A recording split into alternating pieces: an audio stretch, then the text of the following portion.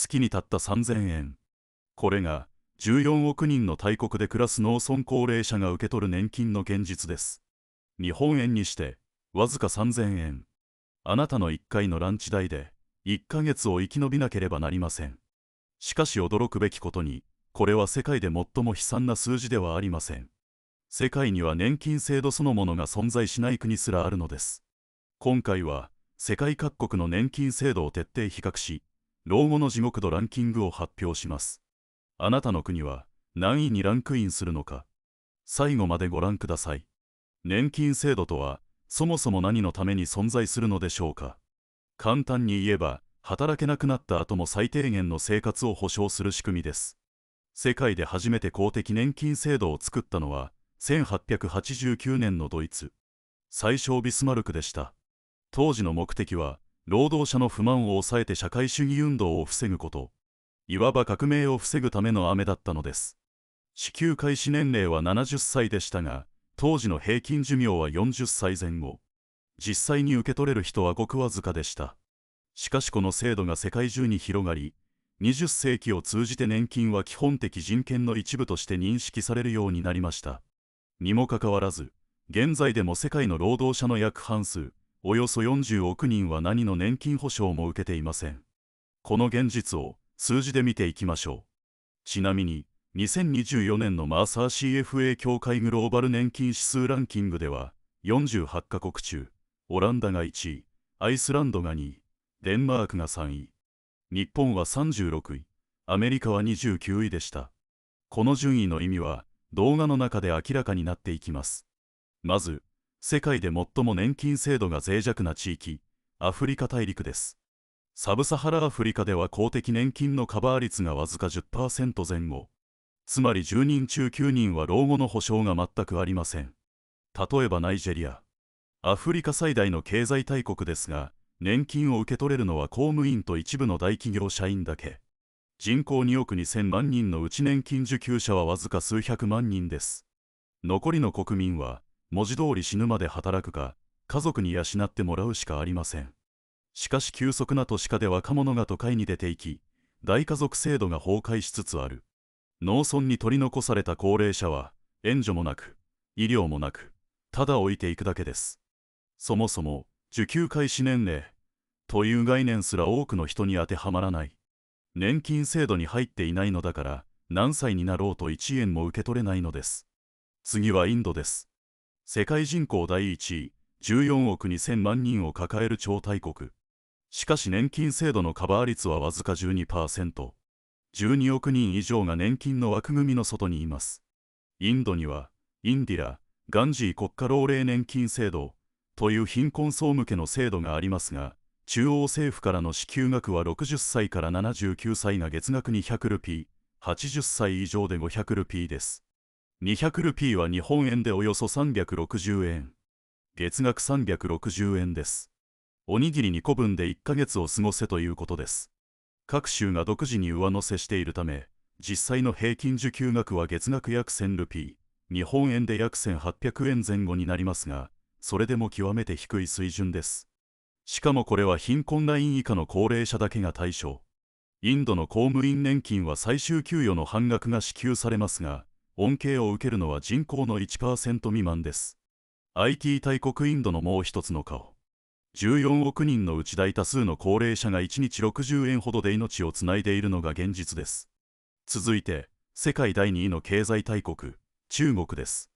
中国の年金は二重構造で、これがあらゆる問題の根源です。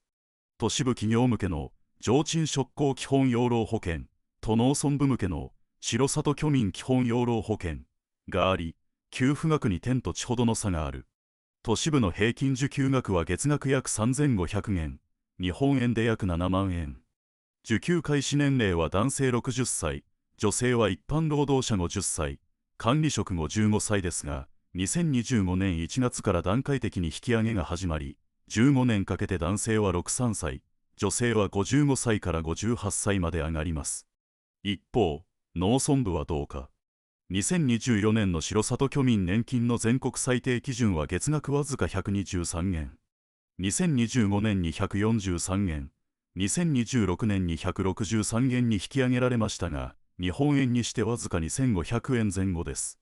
農家の実際の受給額は月額約180元、約3600円と推定されています。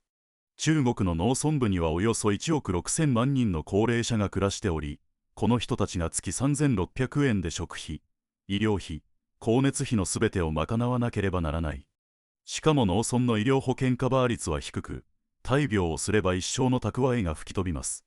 中国の農村では今、留守老人という言葉が広まっています。若い世代が都市に出稼ぎに行き、農村に残された高齢者だけが孤立して暮らしている状態です。留守老人の数は推定約5000万人。その多くが一人暮らし、または高齢者同士の二人暮らし。子供からの仕送りが途絶えれば、月180元の年金だけが命綱になります。都市部と農村部の年金格差は最大50倍にも達すると報じられています。同じ国の中で、月7万円もらう人と月3600円の人がいる。これが世界第2位の経済大国の現実です。さらに深刻なのが、中国の年金基金の持続可能性です。中国社会科学院の試算では、都市部の年金基金は2035年に枯渇する可能性があるとされています。2035年といえばわずか9年後。一人っ子政策の結果、現役世代が急減し、年金を支える人間がどんどん減っている。2000年には現役世代5人で高齢者1人を支えていた構造が、2050年には約 1.3 人で1人を支えることになります。世界第2位の経済大国の年金基金が、9年後に底をつくかもしれない。これは世界経済全体にとって他人事ではありません。次は韓国です。韓国の高齢者貧困率は約 40%。OECD 加盟国でダントツのワースト1。OECD 平均が約 14% ですから、約3倍です。韓国の国民年金制度は1988年にようやく始まりました。制度の歴史が浅いため、十分な期間積み立てられていない世代が大量にいます。受給開始年齢は段階的に引き上げ中で、1969年以降生まれは65歳からの受給です。2025年時点の平均受給額は月額約68万ウォン、日本円で約7万2000円。ただし、20年以上加入した完全老齢年金の受給者は月額約112万ウォン、約12万円を受け取れます。しかし韓国、特にソウルの物価は東京並みに高い。ソウルの平均家賃は月60万から80万ウォンで、平均的な年金では家賃すら払えません。韓国の高齢者を象徴する光景があります。段ボール回収です。ソウルの街中でリヤカーに大量の段ボールを積んで歩く高齢者を見かけます。段ボール 1kg の買取価格はわずか約100ウォン、日本円で約11円。1日歩き回って稼げるのは数千ウォン、数百円程度です。観光の奇跡と呼ばれた経済成長を支えた世代が、その恩恵を全く受けられないまま段ボールを拾って生きている。そしてこの絶望の先にあるのが、韓国の高齢者自殺率。OECD 諸国でダントツの1位、人口10万人あたり 46.6 人で平均の3倍以上です。しかも韓国の国民年金基金は2055年に枯渇するとの試算が出ています。経済成長の代償を最も大きく払わされたのは、それを支えた世代だったのです。ここで視点を変えて、アメリカを見てみましょう。世界最大の経済大国で年金が問題になるとは思えないかもしれません。実際、アメリカにはソーシャル、セキュリティという公的年金制度があります。2024年の退職者平均受給額は月額約1907ドル、日本円でおよそ28万6000円。受給開始は62歳から可能ですが、満額受給には67歳まで待つ必要があり、70歳まで繰り下げると年 8% 増額されます。金額だけ見れば世界トップクラスです。しかし、アメリカの老後には巨大な落とし穴があります。医療費です。アメリカには日本のような国民皆保険がない。65歳以上はメディケアに加入できますが、カバーされない医療費が膨大です。がんの治療費は年間平均15万ドル、約2250万円。アメリカの個人破産の原因第1位は医療費で、全体の約 60% を占めます。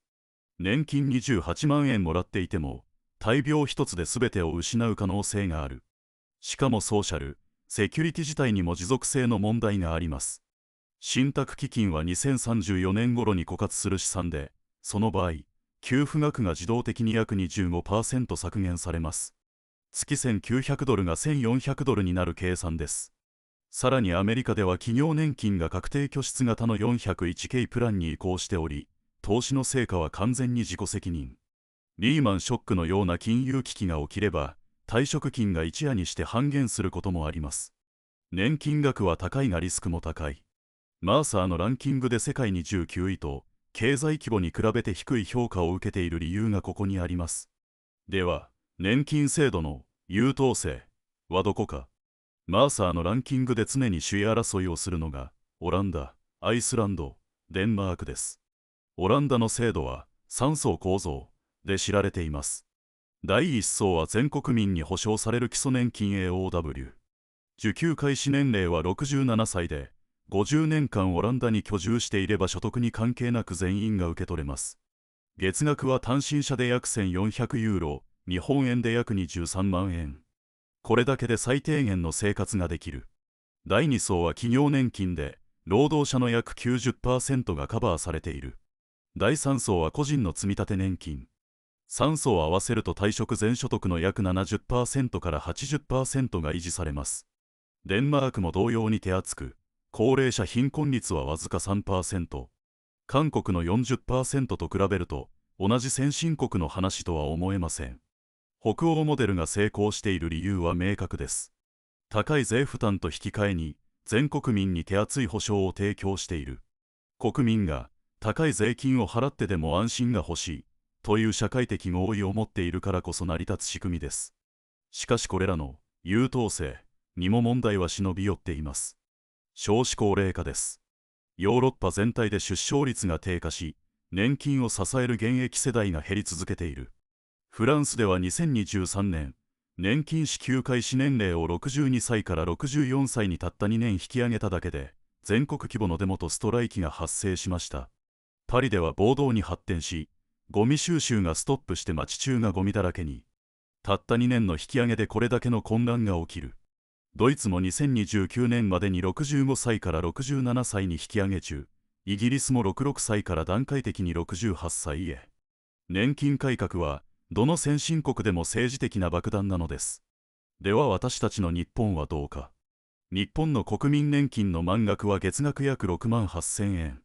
厚生年金を含めた平均受給額は月額約14万4000円です。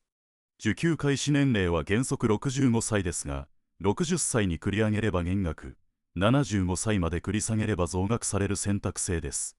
マーサーランキングで48カ国中36位。世界的に見れば中の下よりの評価です。日本は世界で最も高齢化が進んだ国で、65歳以上が全人口の 29%。2025年時点で現役世代 1.9 人で高齢者1人を支えていますが、2050年には約 1.2 人対1人になります。老後2000万円問題は記憶に新しいでしょう。年金だけでは月に約5万円が不足し、30年の老後で約2000万円が必要という試算が日本中に衝撃を与えました。日本の年金制度は100年安心と言われましたが、これは制度が100年維持されるという意味であって、金額が安心という意味ではない。マクロ経済スライドによって、物価が上がっても年金の伸びが抑えられ、年金の実質価値は年々下がっていく設計です。ここで各国の数字を整理しましょう。月額年金の比較です。インド農村部は中央政府分で月額約360円、州の上乗せ込みで約1800円。中国農村部の農家実質受給額は月額約3600円。韓国の国民年金平均は約7万2000円。日本の厚生年金込み平均は約14万4000円。オランダの基礎年金だけで約23万円。アメリカは約28万6000円。しかし年金額だけで老後の安心度は測れません。アメリカは金額最多でも医療リスクが致命的。オランダは金額ではアメリカより低いが、医療、介護、住宅すべてが社会保障でカバーされ、実質的な安心度は圧倒的に高い。一方、日本は金額こそ中程度ですが、国民皆保険があり、医療費が原因で破産するリスクは低い。年金額、受給開始年齢医療制度、物価水準、これらすべてを総合しなければ、真の老後の安心度は見えてこないのです。最後に最も恐ろしい事実をお伝えします。世界全体を見渡すと、65歳以上の高齢者のうち公的年金を受け取っているのはおよそ半数に過ぎません。残りの約4億人は年金ゼロの老後を送っています。先進国に住む私たちには想像しにくいかもしれませんが、地球上の高齢者の2人に1人は制度による保障が一切ない状態で老いていくのです。そしてこの問題は途上国だけの話ではない。中国は2035年、アメリカは2034年、韓国は2055年、各国の年金基金に枯渇の試算が出ています。日本も給付額は実質的に下がり続ける。今の現役世代が老後を迎えるとき、年金は今と同じ形で存在しているでしょうか。答えはおそらくノーです。しかし、まず世界の現状を知り自分の老後に備える。